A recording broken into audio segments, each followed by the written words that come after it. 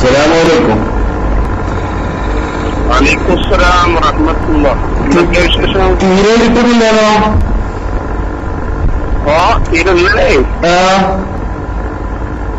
ഇന്നലെ ഇവരെല്ലാം പോയപ്പോ ഒരുപാട് സമയമായി കൂടെന്താ ടീമ്.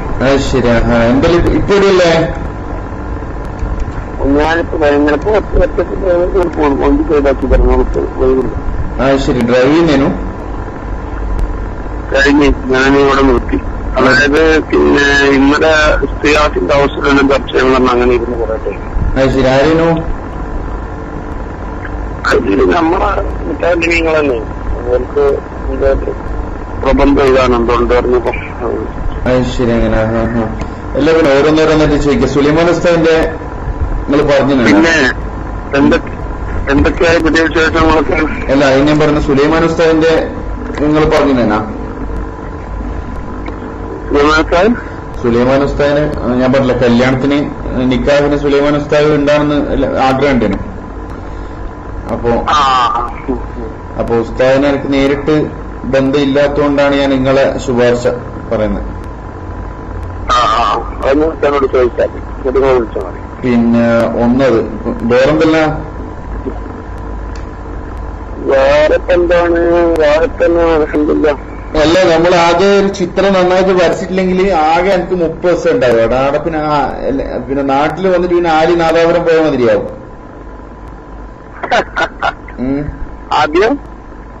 ആദ്യം തന്നെ നമ്മള് കാര്യങ്ങളിൽ തീരുമാനിച്ചു വെച്ചില്ലെങ്കിൽ വണ്ടാരെ പറഞ്ഞ നാദാപുരം പോയി വന്നു പറഞ്ഞു അതുപോലെ ആവും പറയാം. നമ്മള് പൈസയും കിട്ടണ്ടല്ലോ. ബാക്കി ഇങ്ങനെ നമ്മളെ കൂടുതൽ ടീമിനൊക്കെ റെഡിയാക്കി വെച്ചിട്ടുണ്ട്. ശരി. രാമതല്ലിന്റെ എന്താ അവസ്ഥ? രാമതല്ലി ഇടയ്ക്ക് ഒന്ന് വിളിച്ചിരുന്നു. അവിടെ ഉള്ള ഡൽഹിയിൽ ആവാത്തോടുള്ള അതിനോ. ശരി. അങ്ങനെ ഇപ്പൊ ഒറ്റക്കുള്ള വണ്ടിയില് അപ്പൊറ്റേക്കുള്ളൂ. സെറ്റില്ല. ഞാൻ ഒറ്റ ഇങ്ങനെ ഇറച്ചിയൊക്കെ വാങ്ങാൻ വേണ്ടി ഇങ്ങനെ ഇറങ്ങില്ല. ശരി. അങ്ങനെ പിന്നെ ഇന്നലത്തെ പത്ര റിപ്പോർട്ട് വായിച്ചു ഞങ്ങളുടെ മാധ്യമത്തില്. ഇന്നലത്തെ ഇന്നലെ വിജിലൻസ് എന്താ ഒരു അന്വേഷണം എന്താ പറഞ്ഞു? എന്താ സംഭവം മനസ്സിലായില്ല. അതായത് മറ്റേ ഇന്റലിജൻസ് റിപ്പോർട്ടിന്റെ പോലീസ് റിപ്പോർട്ട് പിന്നെ കേരള സർക്കാരിന് കൊടുത്തിരിക്കുന്നത് പള്ളി നിർമ്മാണവുമായിട്ട് ബന്ധപ്പെട്ട് അനുമതി കൊടുക്കണ്ടാമ. കൊടുക്കണ്ടെന്ന് അതിൽ കുറെ കാരണങ്ങൾ പറയുന്നുണ്ട്. അതായത് ഇതിനു മുമ്പ് നടന്ന കുറെ വിഷയങ്ങള് നിങ്ങൾ വായിച്ചില്ലേ? വായിച്ചില്ല. ഇതില്ലെന്ന് പറഞ്ഞാല് 2012 തറക്കല്ലിട്ടു. ഇതുവരെ സ്ഥലം പോലും എവിടെയെന്ന് അറിയില്ല. പിന്നെ 4 ലക്ഷം രൂപ 4 ലക്ഷം പിന്നെ കോപ്പി അടിച്ചിരുന്നു. പിന്നെ 1000 രൂപയുടെ അത് ആ കോപ്പി അല്ലാതെ വേറൊരു പിന്നെ രേഖകളും വാങ്ങിയ ആളുകൾക്ക് കൊടുത്തിട്ടില്ല. പിന്നെ ഇത് EK വിഭാഗം, സുന്നി ജമാഅത്ത്, മുജാഹിദ് പിന്നെ എല്ലാ കക്ഷികളും ഇതിനെ എതിർക്കുന്നുണ്ട്. അപ്പോ പള്ളി ആരാധനാലയങ്ങൾ നിർമ്മിക്കാൻ കലക്ടറുടെ ഉത്തരവ് വേണം. ആ ഉത്തരവില്ലാതെ പിന്നെ നിർമ്മിക്കാൻ പറ്റൂല. അതുകൊണ്ട് ഉത്തരവ് കൊടുക്കരുത് എന്നാണ് അതിൽ ആകെ വൽഹാസിൽ. അപ്പൊ സംഭവം പള്ളിക്കിപ്പോ ഒന്നും ആയിട്ടില്ലാന്ന് കഴിഞ്ഞ് മനസ്സിലാവും അല്ലേ? ആയിട്ടില്ല എന്ന് മനസ്സിലാവോ. അതിന്റെ പുറമെ പിന്നെ കുറെ ആളുകളുടെ എതിരാളികളുടെ കമന്റുകൾ കൂടി അതിന്റെ അടിയിൽ വന്നിട്ടുണ്ട്. ഏതായാലും കാന്തപുരം ഉദ്ദേശിച്ചത് തന്നെ നടന്നു. കാരണം പിന്നെ ഇനിയിപ്പോ സർക്കാരിന്റെ തലയിൽ കെട്ടിവെക്കാലോ, പള്ളി സർക്കാർ സമ്മതിക്കുന്നില്ല എന്ന് പറഞ്ഞ് കെട്ടിവെക്കാലോ, രക്ഷപ്പെടാൻ ഒരു മാർഗം കിട്ടിയല്ലോ എന്നെല്ലാം പറഞ്ഞ് കുറെ ആളുകളെ പിന്നെ കമന്റുകളുണ്ട്. പിന്നെ അപ്പൊ അങ്ങനെയല്ലേ. അല്ല, അതൊന്നും നമ്മളുമായിട്ട് ബന്ധപ്പെട്ട വിഷയമല്ല. ഞാൻ മൊത്തത്തിൽ പറഞ്ഞേ ഉള്ളൂ. അതെ, അതല്ല പക്ഷെ അത് ഈ റമദാൻ ആയതുകൊണ്ടായിരിക്കും കൂടുതൽ ഒച്ചപ്പാണ്ടാതെ പോയത്. റമദാൻ കഴിഞ്ഞപ്പോ അതെല്ലാം വിഷയമായിട്ട് വരില്ല. അല്ലല്ല, വരും, എന്തായാലും വരും. റമദാൻ കഴിഞ്ഞാൽ ഇതെല്ലാം വീണ്ടും വലിയ ഒച്ചപ്പാടായിട്ട് വരും.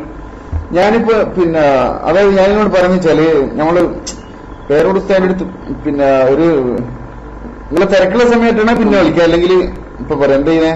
അല്ലെങ്കിൽ തിരക്കില്ല, പറഞ്ഞോളൂ.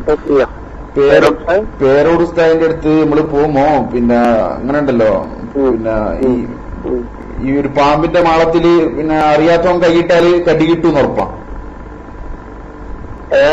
പാമ്പിന്റെ മടയിലേക്ക് ഒരുത്തൻ അറിയാത്തൊരുത്തൻ പാമ്പ് പിടിക്കാൻ വേണ്ടി കൈയിട്ടാല് കൈക്ക് കൊത്തു കിട്ടും എന്നുള്ള ഉറപ്പാണ്. അതെ അതെ അതെ. അപ്പൊ ഉസ്താദിന്റെ അടുത്ത് പോകുമ്പോ ഞങ്ങളോട് പറഞ്ഞില്ല ഈ വിഷയത്തില് മറ്റേ സുയൂത്തി ഇമാമിന്റെയും അതുപോലെ തന്നെ കാലിയാൽ ഞങ്ങളെല്ലാം ഇബാറത്തുണ്ട് നിങ്ങൾ റെഡിയാക്കി വെച്ചിനേനാ ഈ വിഷയത്തിൽ. അല്ല സെനത് വേണ്ടെന്നല്ല, അതായത് പിന്നെ അതായത് ആധാറുകളുമായി ബന്ധപ്പെട്ട കാര്യങ്ങൾക്ക് എങ്ങനെയായിരിക്കണം, അതിന്റെ ഖുസൂസിയത്ത് എന്താണ്, അത്തരം കാര്യങ്ങൾ ചർച്ച ചെയ്യുന്ന ഭാഗങ്ങള്.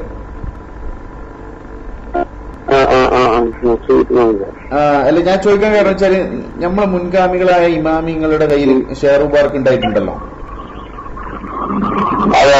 അത് ഉണ്ടായതിന് പിന്നെ വ്യക്തമായ രേഖകൾ അഹമ്മദ് ബിൻ നമ്പർ തങ്ങളുടെ കയ്യിൽ 3 എണ്ണം ഉണ്ട് എന്നാണ്, 3 ഷെയർ മുബാറക്ക് ഉണ്ടായിരുന്നെന്നാണ് ഞാൻ മനസ്സിലാക്കിയത്. അതുപോലുള്ള പിന്നെ ഇമാമിങ്ങളെ കയ്യിലൂടെ വന്ന രേഖകൾ ഉണ്ടാവല്ലോ. അല്ലല്ല അവരെ കയ്യിൽ ഷെയർ മുബാറക്ക് ഉണ്ടായിരുന്നു എന്നുള്ളതിനെ, അതായത് അതിന്റെ താരീഖ് അതിന്റെ ചരിത്രം പറയുന്നിടത്ത് പറയില്ലേ പിന്നെ ഉണ്ടായിരുന്നു എന്നുള്ള. അവരുടെ കയ്യിൽ ഇങ്ങനെ എടുത്തിരുന്ന സംഗതി ഉണ്ടായിരുന്നു. അല്ല ഞാനിപ്പോ ഒരു പിന്നെ ഉദാഹരണം പറയാം. ഇനിയിപ്പോ കുറെ കാലങ്ങൾക്ക് ശേഷം ഇപ്പൊ ഈ എ.പി. ഉസ്താദിന്റെ തന്നെ ഒരു ജീവചരിത്രം എഴുതാന്ന് കൂട്ടിക്കോ. അങ്ങനെ എഴുതുന്ന സമയത്ത് ഒരുപക്ഷെ എതിരാളികൾ പോലും പറയല്ലോ പിന്നെ തിരുകേശം എന്ന പേരിൽ പിന്നെ കാന്തപുരം ഉസ്താദിന്റെ കയ്യിൽ ഒരു മുടി ഉണ്ടായിരുന്നു എന്നുള്ള പരാമർശിക്കുമല്ലോ. അതെ അതെ, അത് പരാമർശിക്കുമ്പോഴാണല്ലോ സംഭവം പൂർത്തിയാകുന്നത്. അതെ, അപ്പൊ ഞാനിപ്പോ പറഞ്ഞ വെച്ചാൽ നമ്മള് ഇമാമിങ്ങൾ ഓരോ വിഷയങ്ങളും പറയുകയാണെങ്കിൽ തീർച്ചയായിട്ടും ഇമാമിങ്ങളെ കയ്യിൽ ഉണ്ടെങ്കിൽ അവരെ താരീഖ് അല്ല അവരുടെ പിന്നെ ശിഷ്യന്മാരെ എഴുതുന്ന കിതാബുകളിൽ എന്റെ ഉസ്താദ് ഷെയർ മുബാറക്ക് സൂക്ഷിച്ചിരുന്നു, അല്ലെ സൂക്ഷിപ്പുകാരനായിരുന്നു, ഇത്ര ഉണ്ടായിരുന്നു, അങ്ങനെ എന്തെങ്കിലും പരാമർശങ്ങൾ ഉണ്ടാവില്ല എന്തായാലും. അതെ, അപ്പൊ ഞാനിപ്പോ പറയുന്ന വെച്ചാൽ നിങ്ങൾ എവിടെങ്കിലും നമുക്ക് ചോദിക്കാനുള്ള ഒരു ചോദ്യം എന്ന് പറഞ്ഞാൽ പിന്നെ ഈ 1000, 2000 അല്ലെങ്കിൽ 5000, 10,000 മുടികൾ ഷെയർ മുബാറക്ക് എന്ന് പറഞ്ഞിട്ട് ഏതെങ്കിലും മുൻകഴിഞ്ഞ ഇമാമിന്റെ കയ്യിൽ ഉണ്ടായിരുന്നോ എന്നുള്ളൊരു ചോദ്യം ചോദിച്ചൂടെ? അത് പേരോടുസ്ഥാനാണ് സൗമ്യ ചോദിച്ചതാണല്ലോ ഇതെന്ത് ഏതെ അത് മറ്റേ അമ്പലകളും ടീം ചോദിച്ചതാണ് ബന്ധരിച്ചത്. അപ്പൊ ഉസ്താദ് എന്താ അവിടെ വന്നേനി? അവസ്ഥ അങ്ങനല്ല, ക്രിസ്ത്യൻ ടീമിനാണ് ഏറ്റവും കൂടുതൽ മുതലെന്നൊക്കെ പറഞ്ഞു. അതെ, അത് തലാത്ത് അർബൈന അങ്ങനെ 43 അങ്ങനെ എന്തല്ലോ പറഞ്ഞേ. അതെ അതെ, എന്നിട്ട് അത് വായിച്ച് അങ്ങോട്ട് കൊണ്ട് തെറ്റി അധികാരമായി. അല്ല അത് ഉസ്താദ് പിന്നെ ഇബാറത്ത് വായിക്കാണ്ട് പിന്നെ വെറും എണ്ണം പറഞ്ഞതാണ്. പിന്നെ അല്ല ഞാനിപ്പോ പറഞ്ഞ വെച്ചാൽ അപ്പം മാക്സിമം പിന്നെ ഉണ്ട് എന്ന് പറയപ്പെടുന്ന തന്നെ ഇതിൽ മുന്നേ 43 കേട്ടത്. അതെ അതെ അതെ, അതിപ്പോ പറഞ്ഞ കൂട്ടത്തിലെന്നെ പറഞ്ഞു 43. അല്ല കൂട്ടത്തില് 43, ഇത് 43 അല്ല പിന്നെ 400 അല്ല 4000 അല്ല എന്ന് പറഞ്ഞ പിന്നെ ഇത് പ്രസക്തമായൊരു കാര്യമല്ലേ? അതായത് അല്ല ബാധിക്കും. അതായത് ആ ക്ലിപ്പ് ഞാൻ പുറത്തു വിട്ടില്ല. അത് ഞാൻ മുമ്പ് കാളമ്പാടി ഉസ്താദ് പിന്നെ അതായത് ഞാൻ ഇതിൽ വിശ്വാസം ഉണ്ടായിരുന്ന കാലത്ത് ഞാൻ കാളമ്പാടി ഉസ്താദിന്റെ മനംമാറ്റാൻ കുറെ ശ്രമം നടത്തിയിരുന്നു. അന്ന് കാളമ്പാടി ഉസ്താദ് എന്നോട് ചോദിച്ചൊരു ചോദ്യമുണ്ട്. കുട്ടി എന്നാ മുസ്ലിയാരെന്നോ അങ്ങനെ എന്തോ എന്നെ എന്നോട് വിളിച്ചിട്ട് പറഞ്ഞ് പിന്നെ അങ്ങനത്തെ വാശിയൊന്നുമില്ല, നിങ്ങളൊരു കാര്യം ചെയ്തോളി, ഈ പിന്നെ റസൂലുള്ളാഹിന്റെ എന്ന് പറഞ്ഞാൽ ഇന്നും ഇന്നലെ പൊട്ടിമുളക്കുന്ന ഒരു കാര്യമൊന്നുമല്ലല്ലോ. അപ്പൊ ഇതിനു മുമ്പ് ഇത്രയും കാര്യങ്ങളൊക്കെ ആര് സൂക്ഷിച്ചു എന്നുള്ളതിന് ഒരു രേഖയില്ലാണ്ട് ഒരു സുപ്രഭാതത്തിൽ ഒരുത്തം വന്നാല് പിന്നെ എന്താ പറയണ്ടേ? ഇപ്പോ അതായത് ഇപ്പൊ ഒരാള് പറയുന്നത് പിന്നെ ഇപ്പൊ ഖാല നബി സല്ലല്ലാഹു അലൈഹി വസല്ലം എന്ന് പറഞ്ഞിട്ട് പിന്നെ ഹദീസ് വായിക്കുകയാണ്. അവസാന കാലത്ത് എന്റെ ഉമ്മത്തിൽപ്പെട്ട ചില ആളുകൾ സ്ത്രീകളെ പള്ളിയിൽ കൊണ്ടുപോകാൻ വേണ്ടി എന്റെ ഹദീസുകൾ ദുർവ്യാഖ്യാനിക്കും എന്നർത്ഥമുള്ള ഒരു ഹദീസ് ഇന്ന് വന്ന്. അപ്പോൾ നമ്മൾ ചോദിക്കുന്ന എല്ലാ മോനെ ഇത് ബുഖാരിയിലും പിന്നെ തബ്രാനിയിലും പിന്നെ സിഹാദ് സിത്തയിലൊന്നും കാണുന്നില്ലല്ലോ എന്ന് ചോദിക്കുമ്പോൾ മോൻ പറയാ ഒരു നല്ല കാര്യത്തിന് വേണ്ടിയിട്ടില്ലേ, നല്ല കാര്യത്തിന് വേണ്ടിയിട്ടില്ലേ, പിന്നെ ഒരു അതിന്റെ ആശയം നല്ലതല്ലേ, അതുകൊണ്ട് നമ്മളെന്തിനാ എതിർക്കുന്നു പറഞ്ഞ എങ്ങനെ ഉണ്ടാവും? അത് ഈ കാളമ്പാട് അങ്ങനെ ചോദിച്ചു. അല്ല ഇപ്പറഞ്ഞ ഈ ഹദീസിന്റെ ഉദാഹരണം കാളമ്പാട് ഉസ്താദ് പറഞ്ഞല്ല, മറ്റേ ആദ്യം പറഞ്ഞ വിഷയമുണ്ടല്ലോ, അത് മൂപ്പരങ്ങോട്ട് ചോദിച്ചിരുന്നു. പിന്നെ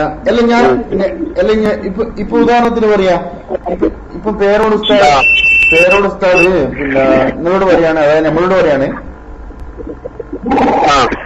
പിന്നെ കാന്തപുര ഉസ്താദിനെ നമുക്കൊക്കെ വിശ്വാസമല്ലേ, അശ്വനി ജിഷാനെ, പിന്നെ നിങ്ങളെന്തിനാ ഇതിൽ വെപ്രാളപ്പെടുന്നു? ഉസ്താദ് കൊണ്ടുവന്ന ഒരു സാധനം അത് പിന്നെ തബറുക്കിന്റെ വിഷയത്തിൽ സനത് വേണ്ടാന്നും അതിന് പിന്നെ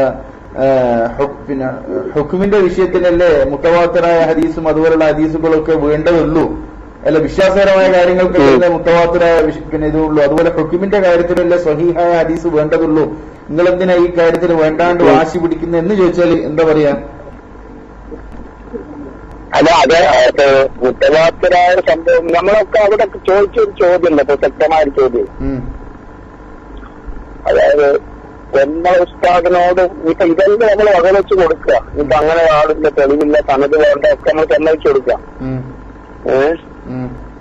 എന്നാ തന്നെ അതെല്ലാം രേഖകൾ തെളിയുമ്പോ പിന്നെ എന്താവും, വലിയ പറഞ്ഞൊന്നും മതിയാവില്ല. അതല്ല എന്ന് നിങ്ങൾക്ക് തോന്നിയതല്ലേ? പിന്നെ കാന്തപുര ഉസ്താദ് സ്വീകരിച്ച് നമ്മളെ പണ്ഡിതന്മാരെല്ലാം സ്വീകരിച്ച ഒരു കാര്യത്തിന് നിങ്ങൾ എന്തിനാ എതിർക്കുന്നേ? അല്ല അതല്ല, അങ്ങനെ അല്ലാന്ന് തോന്നുന്ന വിഷയം എന്ന് പറഞ്ഞാൽ നമ്മൾ വെറുതെ അങ്ങ് പറയുന്നല്ലോ, അത് അവർക്കും കൂടി ബോധ്യപ്പെടുത്താനുള്ള എല്ലാ തെളിവുകളും നൽകിയിട്ടാണല്ലോ നമ്മൾ സംസാരിക്കുന്നത്. എല്ലാ ശനി നിങ്ങൾ കണ്ടിട്ടില്ലേ?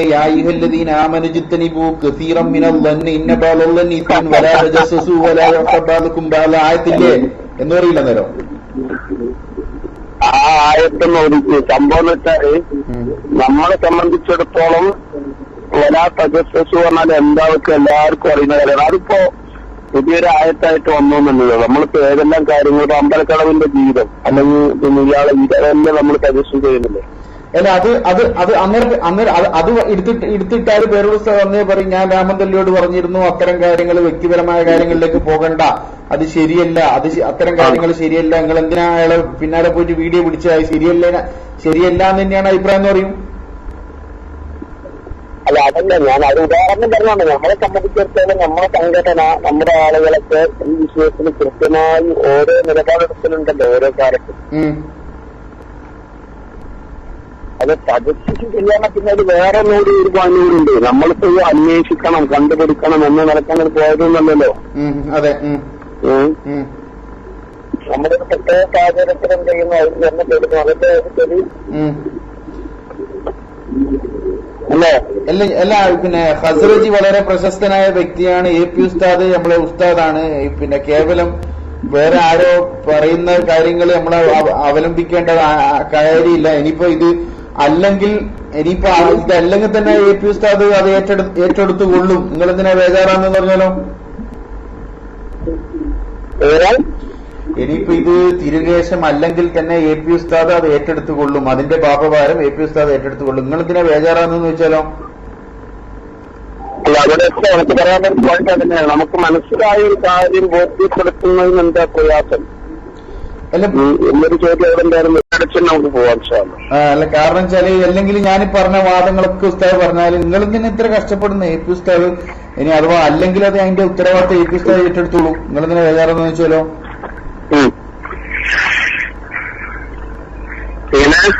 അതിന് അതല്ലെങ്കിൽ അത് എ പി ഉസ്താദ് ഏറ്റെടുത്തുകൊള്ളൂ. നിങ്ങൾക്ക് വിശ്വാസം നിങ്ങളാണ്. അത് മറ്റേ ഇയാള് പറഞ്ഞാൽ ഇത് എല്ലാം ആസനി ജിഷാനെ ഇത് തൗഹീദ്പരമായ കാര്യമൊന്നല്ലല്ലോ, തബറുക്കിന്റെ ഒരു വിഷയല്ലേ, ആവശ്യമുള്ളവർ എടുത്താൽ പോരെ. നിങ്ങളെന്തിനാ ഇങ്ങനെ ബേജാറാണ് എന്ന് പറഞ്ഞാലോ? അതായിരിക്കും പിന്നെ പറയാനുള്ള വേറെ അതൊക്കെ പറയുമ്പോ നമ്മൾ എന്ത് പറയും, അതാ ചോദിക്കുന്നത്. അതിന് വേറൊന്നേ, നമ്മൾ ആദ്യം തന്നെ പറയുന്നത് തബറുക്ക് എടുക്കാൻ ഇതെല്ലാത്തൊരു ശത്രുവാണെന്നല്ലല്ലോ. അതൊക്കെ പക്ഷെ തബറുക്ക് എടുക്കാനൊന്നും വേണ്ടെങ്കിലും നമ്മള് പറയുന്ന ഈ വസ്തു അതിനെ കുറിച്ചുള്ള ഒരു ചെറിയൊരു വേണ്ട. അല്ല അതിപ്പോ എ പി ഉസ്താദ് കൊണ്ടാന്നല്ലേ അതിന് എ പി ഉസ്താദ് ആന്ന് പറഞ്ഞു. എ പി ഉസ്താദിനോട് വേറൊരാളും ഇത് തിരികേശം എന്ന് പറഞ്ഞിട്ടാണ് കൊടുത്തത്. അത്ര പോരെ? അപ്പൊ പിന്നെ നമ്മൾ വിഷയത്തിൽ എത്തി. അങ്ങനെ പറഞ്ഞു കഴിഞ്ഞാൽ രക്ഷപ്പെട്ടു. അങ്ങനെ എന്തെന്ന്? അതായത് എ പി ഉസ്താദിന് ഇത് നല്ല വിശ്വസനായ ഒരാൾ കൊടുത്തു അവിടെ എത്തിയാൽ മതിയല്ലോ. അവിടെ എത്തി നമ്മളെ പോയിന്റിൽ എത്തിയത്. അതെ, എ പി ഉസ്താദിനെ സംബന്ധിച്ചിടത്തോളം അദ്ദേഹം വിശ്വസ്തനാണ്. നിങ്ങളതിന് വേദറാണ് അവിടെ നമ്മൾ പറയുന്നത് എ പി ഉസ്താദ് അദ്ദേഹത്തെ നമ്മൾ അറിയുന്ന രൂപത്തിൽ പോലും അറിയില്ല എന്നുള്ളതല്ലേ ഒരു സത്യം. അതെ, അന്നേരം ഈ ആയത്ത് വരും, യാ അയ്യുഹല്ലദീന മനുജ്തനിബു കസീറം മിനൽ-ളന്നി. നിങ്ങൾ എന്തിനാ ചൂഴ്ന്ന് അന്വേഷിക്കുന്നത്? ചൂഴ്ന്ന് അന്വേഷിക്കാൻ പാടില്ലാത്ത കാര്യങ്ങൾ പല കാര്യങ്ങൾക്ക് ചർച്ച ചെയ്യുന്നതിന് മുമ്പ് ഒരാൾ ഇങ്ങനെ അറിഞ്ഞാൽ എന്താ ചെയ്യാം? അതാണ് സത്യത്തിൽ നമ്മൾ ചർച്ച ചെയ്യുന്നത്. അറിഞ്ഞ കാര്യം നിങ്ങൾ വിശ്വസിക്കണ്ട, നിങ്ങൾ മാറിയെന്നോ? നിങ്ങൾ തന്നെ സമൂഹത്തെ തെറ്റിദ്ധരിപ്പിക്കുന്നേ. അപ്പൊ പിന്നെ എനിക്ക് ഒരു മറുപടി ഉണ്ട്. എന്താ പറയുക, നമ്മൾ ഒരുപാട് കാലം ഒരുപാട് ആളുകളെ നമ്മൾ വിശ്വസിപ്പിച്ചിട്ടുണ്ട്. വിശ്വസിക്കാൻ തയ്യാറല്ലാത്തൊരു സമൂഹത്തെ നമ്മളതിനു വേണ്ടി റിസ്ക് എടുത്തിട്ടുണ്ട്. അപ്പൊ അവർക്കെന്തിനും നമ്മൾ ഈ അറിഞ്ഞ സത്യം അവരെങ്കിലും ബോധ്യപ്പെടുത്താനുള്ള നമ്മൾ ഒരുപാട് ചെയ്യാറുണ്ട്. അതൊരു പോയിന്റ്, ആ ഒരു പോയിന്റ് അടിവരട്ടോ കേട്ടോ. ആ ഒരു പോയിന്റ് അടിവരട്ടോന്നറിയാം. അപ്പൊ അത് ഞങ്ങൾ ചെയ്തോളാം. ഞങ്ങൾക്ക് എല്ലാവരും വിശ്വസിക്കലൊന്നും നമ്മൾ ചെയ്യുന്നില്ല. നമ്മളിതുവരെ എടുത്ത പണി എന്ത് ചെയ്യുന്നു? ശരി. അത് അപ്പൊ നിങ്ങള് ജിഷാനെ എസ് നിങ്ങൾ കക്കാടിനെ മറക്കാൻ പാടില്ല, അതുപോലെ ഇ കെ അബൂബക്കർ മുസ്ലിയാരെ മറക്കാൻ പാടില്ല എന്നൊക്കെ പറയും. അതൊക്കെ നമ്മൾ കുറെ കേട്ടല്ലേ. അല്ല, ഞാനിപ്പോ പറഞ്ഞതിന്റെ ആകെ തുക എന്ന് പറഞ്ഞാലേ